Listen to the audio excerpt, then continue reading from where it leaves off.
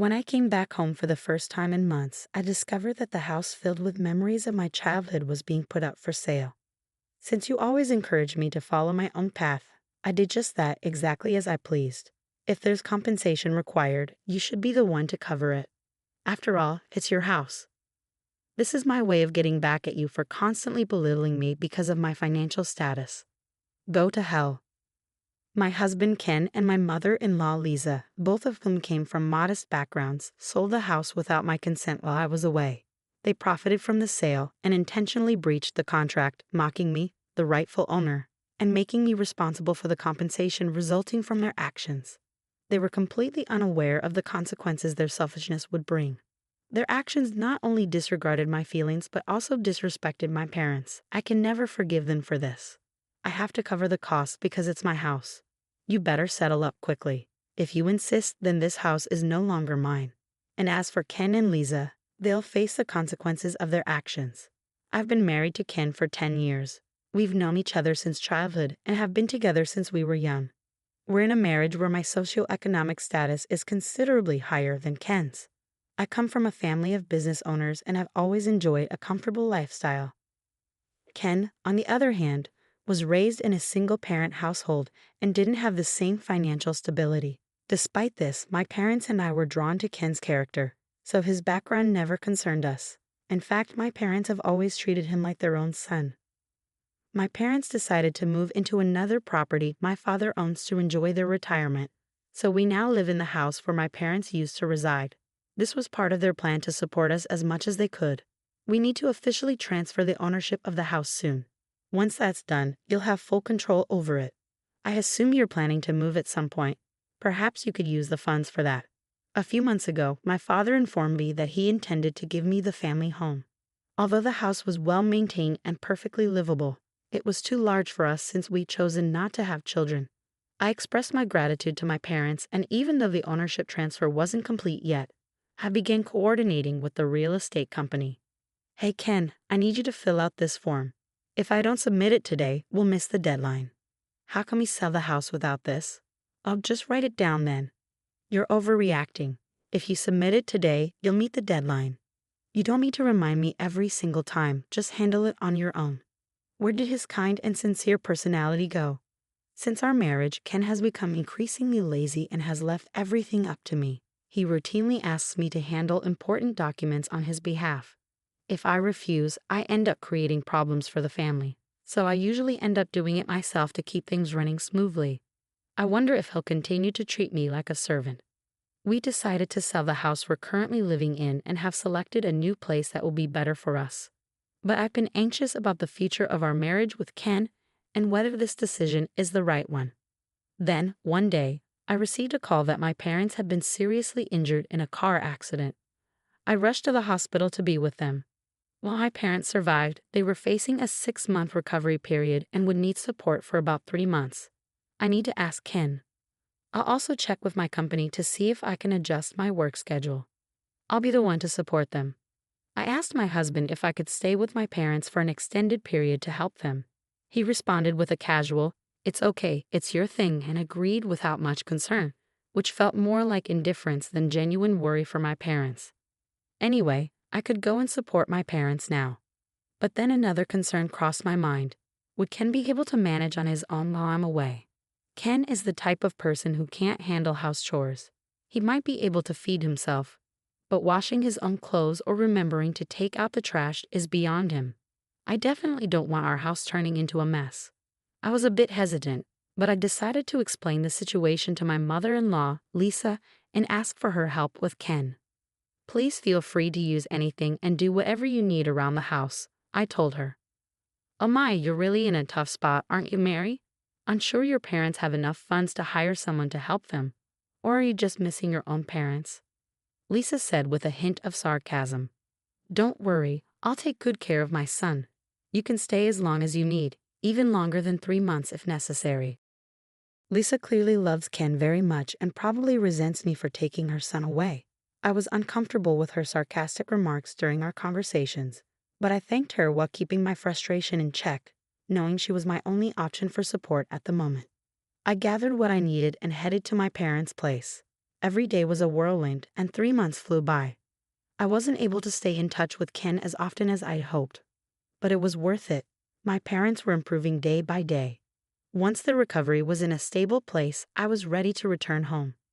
I got into the car and drove back, leaving the natural beauty of the town behind. As I approached the familiar landscape, I finally arrived home. But the house was no longer what I remembered. A for sale sign was posted out front, and the real estate agency listed on the sign was unfamiliar to me. What's going on? Panicking, I called Ken. On the other end of the line, Ken let out a snort of laughter, almost as if he were mocking me. I sold the house and moved back to my parents' place.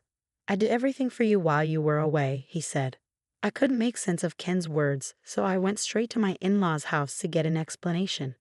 When I arrived at my in-laws' home, which was just a 5-minute drive away, the first thing I noticed was a pile of my personal belongings stacked up at the front door. I was shocked and confused. "Excuse me, I'm just passing through," I said. A contractor who had been behind me rang the doorbell, exchanged some paperwork with Lisa, and then loaded my belongings into his truck before driving off.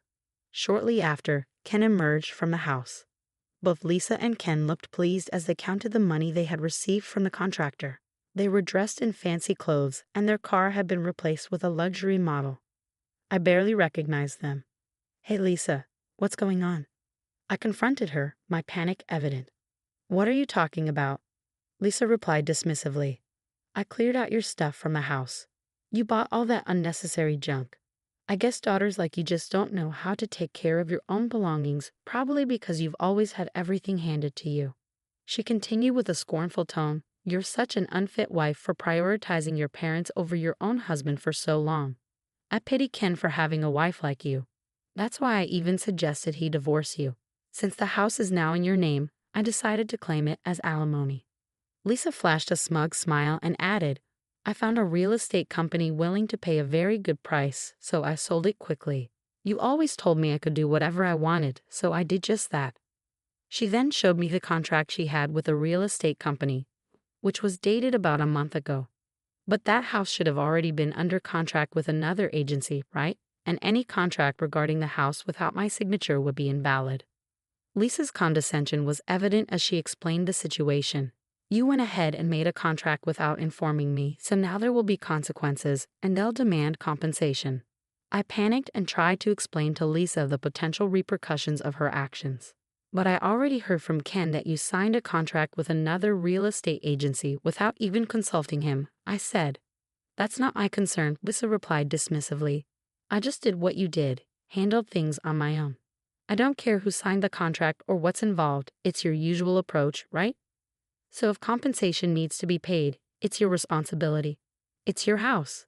She shrugged, clearly believing Ken's version of the story, which was presented from a victimized perspective. I realized there was nothing more I could say to Lisa, so I turned to Ken, hoping for some support. To my shock, Ken was staring at me with the same sarcastic smile as Lisa. Finally, the day had come. This was his revenge. "You've always mocked me for being poor, haven't you?" I said, my voice trembling with anger. "I'm the only one in the family who lived by different standards and values. You and your parents must have found that amusing. I've always felt miserable with you. If you find poverty so amusing, then I'll show you what money can do. I won't accept that you're the only one who gets to live comfortably. Go to hell." Ken, filled with resentment, slapped the divorce papers in front of me. They were all signed except for my signature. I considered having my mother handle everything, but I wanted my revenge to be complete. What a dramatic turn of events, I thought. This is quite the scene. The young lady who mocked the poor is now being put in her place. There's no one here to bail you out now. What are you going to do about it? Ken and Lisa seemed to revel in their satisfaction, clearly excited about what they had done. But my frustration with them eventually turned into a calm realization. They were making a grave mistake. "Sorry to interrupt your little celebration," I said, "but this house isn't mine. You're the ones heading to hell." I decided it was time to reveal the truth.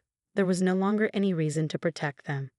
I pulled a document from my bag and held it up for them to see. "This is the official registry for the house. As I mentioned during our phone call, the ownership has been transferred to Ken's name. The process was delayed due to my parents' accident, but the transfer was completed just a week ago. right around the time you both decided to sell the house. Ken and Lisa looked at each other in confusion. "Oh, I didn't hear anything about this," Lisa said. "Of course you didn't," I replied. "I tried to confirm with you if I should send the paperwork, but you just dismissed me and told me to handle it. You probably don't even remember, but I double-checked with you to make sure everything was okay." Ken stared at the registry document, clearly in disbelief. "Be careful," he warned. Lisa, equally shocked, confronted me. "What's the meaning of this?" I took a deep breath. This was my parents' wish. They always treated Ken like their own son and respected you, Lisa, for raising such a wonderful man. When they decided to give us the house, they believed Ken would always take good care of me. And it was also a gesture of appreciation for you, Lisa, for all the effort you put into raising him. And yet you not only betrayed me but also disrespected my parents' sincere feelings. Ken and Lisa went pale as they absorbed my parents' true feelings. Their hands, which had been covering their mouths, were trembling. As I mentioned earlier, this situation will involve both real estate agencies. Expect that they will demand a substantial amount in compensation. I will contact the agency I originally worked with, I continued. Could you both please get in touch with the agency you used for the sale? I still can't believe that agency accepted your sloppy explanations and signed the contract, I added, growing more assertive. If you have a problem, don't act like scum. Speak up earlier rather than making a mess of things. It's not that you're poor because of money, you're poor in spirit. My tone grew firmer as I accused them loudly. I was about to pull out my cell phone to call the real estate agency when Ken suddenly interjected. Wait a minute. This isn't what I wanted," Ken said, panic evident in his voice. "I was just upset because you left me. Let's work this out together as a couple." He continued, "I could buy the house that's on the market now, and we could call the old real estate agency to make this whole thing disappear. You have the means to do that, don't you? Please?" Ken, who had been siding with Lisa, was now desperately trying to reconcile with me. His attempts to soothe the situation were evident, but he seemed oblivious to how self-serving and insincere his approach sounded. "Ken, are you betraying me now?" I demanded. "I made all the arrangements for you, and now you're abandoning your own mother to put your wife first. What a heartless son." I turned to Lisa. "From what you said earlier, it's scum-like to prioritize parents, right? So you're lucky Ken isn't scum. You should be grateful he's a good son." Lisa looked indignant at Ken's actions but seemed to realize that her own words had backfired. She was left speechless. "That's right," Ken said, attempting to placate me. "You're the most important person to me right now, Mary. I'm going to change my attitude and do my best." I cut him off. "Don't misunderstand. No one's talking about forgiving you." Ken, relieved that Lisa had been silenced, reached out to take my hand. I pulled it away and glared at him coldly. "I'm already fed up with your laziness," I said sharply. "And when things go wrong, you always blame others. You leave others to handle your problems. How can I trust you to change?" I looked him straight in the eye. "Let me be clear. I'm not your secretary or your servant. If you're an adult, you should at least take responsibility for your actions," I said firmly. "You and Lisa will pay for this for the rest of your lives." With that, I snatched the divorce papers from Ken's hand, stamped my signature on the spot, and left them both in shock. Despite some complications, the divorce from my ex-husband was successfully finalized. Ken and Lisa tried to sue my family, claiming we had deceived them and were responsible for compensation. Naturally, they lost.